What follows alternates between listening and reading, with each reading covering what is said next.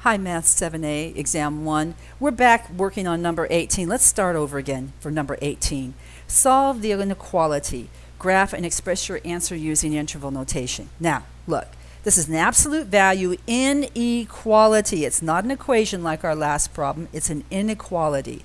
So in order to get rid of the absolute value symbol, we have to first isolate the absolute value symbol, and we must use either this method or this method to eliminate the absolute value bars. Okay, it all depends on the direction of the inequality. So let's see, let's get started over here. Step 1, isolate the absolute value symbol. So we're going to isolate it by adding 3 to both sides. It gives us the absolute value of 5x minus 1 is less than the number 8. Stop right there. We have a less than. Go back to our two choices. We have to use this first choice.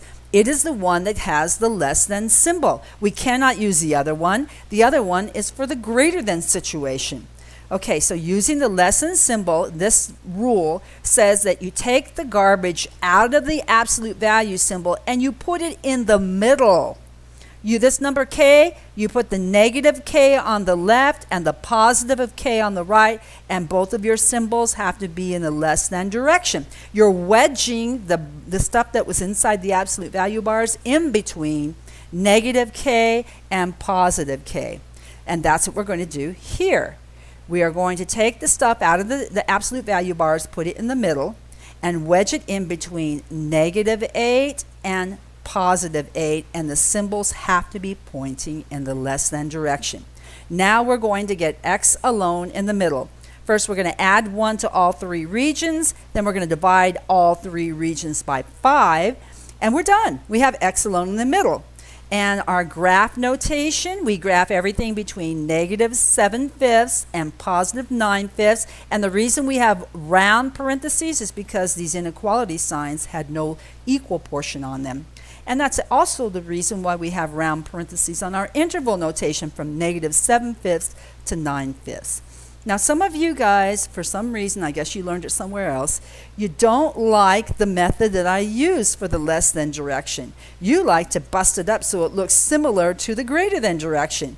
This only works if you use the intersection symbol. Otherwise, it's complete nonsense. I don't want you using nonsense in this class. So if you insist upon not using the method that I have here in the cloud, and you want to use something similar to the other method, it had best look like this. It had better have the intersection symbol in it, and with the stuff inside less than positive 8 and the stuff inside greater than negative 8 with the intersection symbol, which you use at the very end. At the very end, you're going to stack number lines to get an intersection of the two, and you're going to end up with the same answer we got here. I think it's a much harder and less intuitive than using the other method, and I'll only accept your method if you do it exactly as I explained there. Okay, we can move on now to another question. Let me see here. Where did we stop? We stopped at number 18. Let's move to 19. Okay, number 19, find and simplify the difference quotient of f. I even gave it to you. There's a difference quotient. F of x plus h minus f of x over h, where h, of course, cannot be equal to 0. For the function, f of x equals 1 over 3x. That's the f we're using. Okay, we'll start out with the definition of the quotient function, and that's equal to, okay, let's evaluate f of x plus h using 1 over 3x. That's 1 over 3 parenthesis. Instead of x, we have x plus h. And then the formula says minus comes next, f of x, that's 1 over 3x, all over h. Okay, it's all there. We have what we call, what's the word, a complex fraction.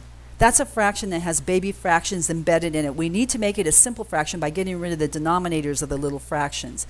So we do that by examining the two little fractions and determining the LCD of those two. It is 3 times x plus h. And the way we're going to get rid of the little fractions, denominators, is by multiplying each of those little fractions by the LCD. So here's our first little fraction. We're multiplying that by 3 times x plus h, simplifying, minus the second fraction multiplied 3 times x plus h, simplify. And then if you multiply the top by the LCD, you have to multiply the bottom down here by the LCD. Otherwise, you've changed the value of the original quotient function. You have to multiply by a funny form of 1, which means you're multiplying by the LCD over itself, the LCD. That's what we have all this business down here for. Now, simplifying the top, we are going to distribute the negative sign. A lot of people fail to do that. Distribute the negative sign. We get x minus h. The x's cancel. We get negative h. On the bottom, we still have our mess, 3xh parenthesis x plus h. And it turns out when we get to this step, we can cancel a common factor of x on the bottom and top. And our final answer is negative 1 over 3x parenthesis x plus h. Scrolling down to number 20. Complete the square, then use the shifting technique to graph the function. And number 20 is f of x equals x squared plus 2x plus 1. Here are the steps for completing the square. First, we isolate all the x's in parentheses, so we pull the 1 out to the back. Now we're going to add bracket and subtract bracket 1/2 times the coefficient that's multiplying x, it's positive 2. And close the bracket and square it. So we're adding and subtracting the same thing in the parentheses, which means we haven't changed anything, which is very important.